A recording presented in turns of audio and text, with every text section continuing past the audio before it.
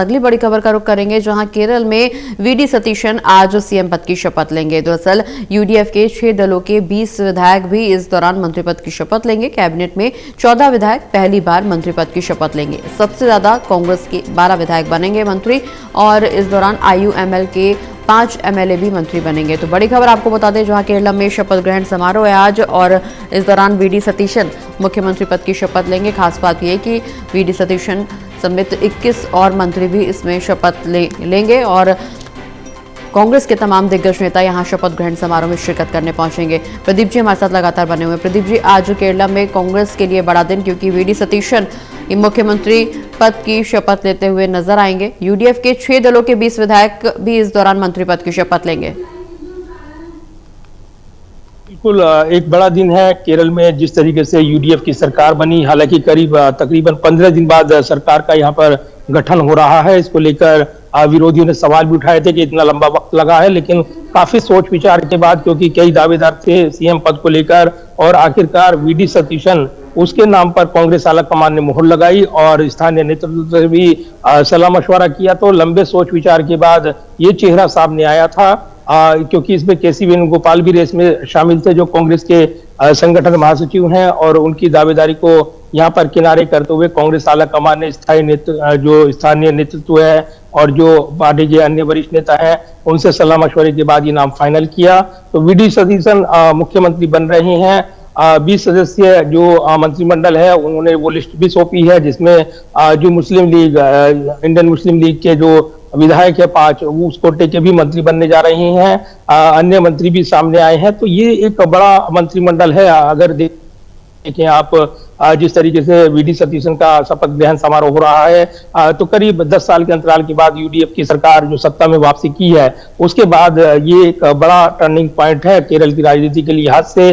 क्योंकि अगर देखें तो कांग्रेस लीड जो सरकार है यहाँ पर बन रही है, और इसी के साथ तमाम जो कयास थे उसको दरकिनार करते हुए यहाँ पर मुख्यमंत्री के चेहरे के तौर पर वीडी सतीशन को सामने लाया गया, जो कि सीएलपी लीडर रहे हैं और 5 साल एलडीएफ सरकार के खिलाफ लगातार मोर्चा खोलते रहे हैं। इस शपथ समारोह के लिए राहुल गांधी, प्रियंका गांधी, इसके अलावा मल्लिकार्जुन खड़गे, अन्य वरिष्ठ नेता पहुंचे हुए हैं। शपथ ग्रहण समारोह देखने को मिल रहा है। कुछ देर बाद ही जो शपथ समारोह है वो देखने को मिलेगा और वीडी सतीशन के साथ अन्य मंत्री वो शपथ लेंगे और इसी के साथ उनका कामकाज शुरू हो जाएगा। तो विभागों के बंटवारे पर नजरें रहेंगी। एक महत्वपूर्ण मंत्रिमंडल का गठन इससे पहले किया गया है, नामों को लेकर मंजूरी मिली है। तो अब केरल के नए मंत्रिमंडल पर निगाहें लगी हैं, उनके पोर्टफोलियो पर निगाहें लगी हैं और उनके कामकाज पर निश्चित तौर पर उनके राजनीतिक विरोधियों के साथ साथ जो असंतुष्ट वर्ग के नेता हैं वो भी नजर रखने वाले हैं। तो एक बड़ी जिम्मेदारी के साथ केरल में सत्ता परिवर्तन हुआ है। इसी के साथ नई सरकार के कामकाज पर अब तमाम निगाहें रहने वाली हैं। बिल्कुल निश्चित रूप से प्रदीप जी, केरलम के मंत्रिमंडल को लेकर के सबकी निगाहें टिकी हुई हैं, क्योंकि कांग्रेस के लिए कमबैक की स्थिति लंबे अरसे के बाद, लगभग 1 दशक के बाद कांग्रेस की केरलम में वापसी हुई है और यहां पर मुख्यमंत्री की शपथ लेने वाले हैं वीडी सतीशन। उनके साथ 21 और मंत्री भी शपथ लेंगे। कांग्रेस में उत्साह की स्थिति नजर आ रही है, क्योंकि इस दौरान राहुल गांधी, प्रियंका गांधी, मल्लिकार्जुन खड़गे की शिरकत भी देखने को मिलेगी। इसके अलावा कांग्रेस के और अन्य नेता भी यहां पर शपथ ग्रहण समारोह में शिरकत करने पहुंचेंगे। लेकिन खास बात यह है कि इस शपथ ग्रहण समारोह के बाद अब कांग्रेस के रोड मैप पर भी सबकी निगाहें टिकी हुई है कि कांग्रेस किस स्ट्रेटेजी के तहत केरल में सरकार आगे बढ़ाती हुई नजर आएगी। क्योंकि जिस तरह से घोषणा पत्र में तमाम वादे किए गए थे, तमाम दावे किए गए थे, अब जनता को निश्चित रूप से इन दावों के धरातल पर उतरने का इंतजार।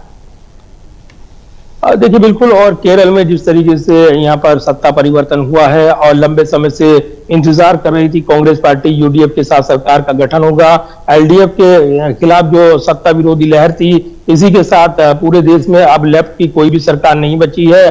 तो आप कह सकते हैं कि देश जो है लेफ्ट मुक्त सरकार यहाँ पर देखने को मिल रहा है। इसको लेकर बड़े चर्चाएं भी हैं। लेकिन दूसरी तरफ अगर देखें तो ये जो सत्ता परिवर्तन हुआ है और जो बड़े चुनावी वायदे किए गए थे और यहाँ पर जो मुद्दे हैं स्थानीय मुद्दों के साथ आजीविका के संरक्षण और उनके रोजगार को लेकर बढ़ावा दी की नई सरकार ये वादे किए गए हैं, उनके खिलाफ जो एलडीएफ सरकार के खिलाफ जो सत्ता विरोधी लहर थी उसको भुनाते हुए सत्ता में वापसी की है यूडीएफ ने। लिहाजा उन तमाम वादों को पूरा करने की जिम्मेदारी, जवाबदेही अब उनके पास रहेगी। ये जो सत्ता परिवर्तन हुआ है वो निश्चित तौर पर बड़े वादों के साथ हुआ है, बड़ी उम्मीदों के साथ हुआ है। और आपको याद है कि जिस तरीके से वायनाड से प्रतिनिधित्व करती है प्रियंका गांधी, तो ये भी कहा गया कि यहाँ पर जो उन वादों को, अब चूंकि सरकार यहाँ पर सत्ता में रहेगी, तो वो जो वायदे करती थी विपक्ष के नेता के तौर पर, अब उनको वादा पूरा करने की जवाबदेही बढ़ जाएगी, क्योंकि राज्य में उनकी सरकार रहेगी। लिहाजा इस सरकार के कामकाज पर तमाम निगाहें रहेंगी। निश्चित तौर पर एक बड़ा दिन है केरल की राजनीति के लिहाज से, और इसको साधते हुए जो कांग्रेस ने यूडीएफ की सरकार की वापसी कराई है, इसके बाद यहाँ पर तुष्टीकरण की राजनीति ना हो, विरोधी ये याद दिला रही हैं, क्योंकि जो वरिष्ठ नेता ए.के. एंटनी अपनी रिपोर्ट में साफ कह चुके थे कि मुस्लिम तुष्टीकरण के चलते कांग्रेस जो है वो मुश्किल में पड़ती है। तो केरल उनके पास एक उदाहरण रहेगा कि वो इसको आगे ना बढ़ाए। हालांकि जो इंडियन मुस्लिम लीग का जो इसमें उनके जो खास तौर से एंट्री हो रही है और उनके विधायकों को 5 मंत्री पद मिल रहे हैं, इसको लेकर यहाँ पर निशाना साधा जा रहा है कि सहयोगी दलों का दबाव रहेगा, क्योंकि वी.डी. सतीशन को जो मुख्यमंत्री बनाया गया है सहयोगी दलों का दबाव था, और इसलिए वो अपनी बात मनवाने में कामयाब रहे, यानी मुख्यमंत्री पद को लेकर उनकी दावेदारी थी, उस पर मोहर लगाई गई। तो निश्चित तौर पर ये चर्चाएं हैं राजनीतिक तौर पर केरल की राजनीति में प्रगति, और इसलिए नई सरकार के कामकाज पर बारीकी से नजर रहने वाली है। कई इससे जो अन्य घटनाक्रम है जोड़कर देखे जाएंगे। तो केरल की राजनीति का एक बड़ा दिन, केरल में नई सरकार का शपथ ग्रहण समारोह, और निश्चित तौर पर ये एक नई तस्वीर पेश करता हुआ नजर आने वाला है। बिल्कुल प्रदीप जी, अहम सवाल ये भी खड़ा हो रहा है क्योंकि अगले साल 2027 में कुछ चुनावी राज्य ऐसे हैं जहां पर निश्चित रूप से कांग्रेस की भूमिका पर सबकी निगाहें टिकी हुई हैं, क्योंकि लंबे अंतराल के बाद अब कांग्रेस ने बेहतर स्थिति में केरल में कमबैक किया है, और ऐसे में कांग्रेस की तो स्ट्रेटेजी देखने को मिलेगी ही मिलेगी, लेकिन कांग्रेस इस बार अति उत्साही नजर आ रही है। क्या अन्य राज्यों में केरल की जीत का असर पड़ेगा? देखिए, महत्वपूर्ण सवाल है, और जिस तरीके से हमने देखा है कि हाल के दिनों में, और खास तौर से चाहे वो लोकसभा चुनाव हो, केरल से एक बड़ा जनादेश मिलता रहा है कांग्रेस पार्टी को। सबसे बड़ा जो भागीदारी है लोकसभा में सीटों की, वो केरल से मिली है कांग्रेस को, और इसलिए केरल पर विशेष फोकस रहा है। यहाँ पर सत्ता में वापसी को लेकर भी केंद्रित करते हुए चुनावी कैंपेन किया गया था, जबकि असम में भी चुनावी मुकाबला था, और वहां पर जो गौरव गोगोई थे वो प्रदेश अध्यक्ष हैं, उनको एक चेहरा बनाया गया था, लेकिन वहां पर कैंपेन को समेटते हुए कांग्रेस पार्टी नजर आई। इसको लेकर राजनीतिक आलोचना भी हुई, लेकिन पूरा फोकस किया गया केरल को। केरल में सत्ता में वापसी की सबसे ज्यादा उम्मीदें कांग्रेस पार्टी उनके नेताओं को नजर आ रही थी, और इसलिए पूरा जोर लगाते हुए सत्ता में वापसी भी की गई है।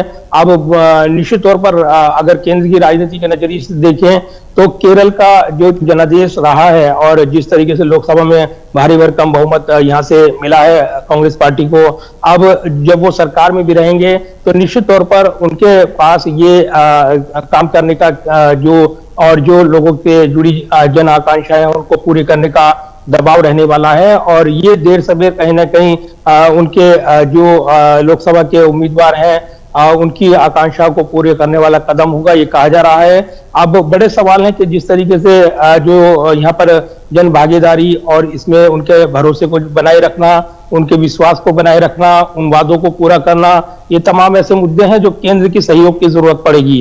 अब केंद्र सरकार के साथ जो संबंध है वो निश्चित तौर पर तनावपूर्ण रहते हैं समय समय पर, जब राजनीतिक विरोधी की सरकार होती है, और केरल के उन योजनाओं के लिए जो केंद्र की मदद की जरूरत पड़ेगी उनको लेकर कितना बेहतर समन्वय बन पाएगा, ये बड़े सवाल रहेंगे। लिहाजा इस कामकाज पर निगाहें रहेंगी, न सिर्फ राजनीतिक वजह से बल्कि केंद्र के साथ बेहतर तालमेल के साथ कैसे राज्य आगे बढ़े, ये बड़े सवाल रहेंगे। तो केरल में नए प्रयोग करते हुए बीजेपी दिखी है, लेकिन वो सक्सेसफुल नहीं रहे हैं, और इसलिए केरल अभी भी उनसे दूर बना हुआ है। राजनीतिक वजह से दक्षिण भारत में अपनी जो राजनीतिक जमीन जो लगातार मजबूत करने में बीजेपी जुटी हुई थी, उसमें बहुत बड़ी कामयाबी अभी तक नहीं मिली है। लेकिन केरल में सत्ता परिवर्तन हुआ है, और कांग्रेस ये जरूर चाहेगी कि वो जो वादे करके सत्ता में आई है उन वादों को पूरा करे, जन आकांक्षाओं को पूरा करे, क्योंकि अगर ऐसा नहीं होता तो उसका खामियाजा भी राजनीतिक तौर पर उसको भुगतना पड़ सकता है। तो फिलहाल केरल में एक सत्ता परिवर्तन की बात नई सरकार के कामकाज की बारी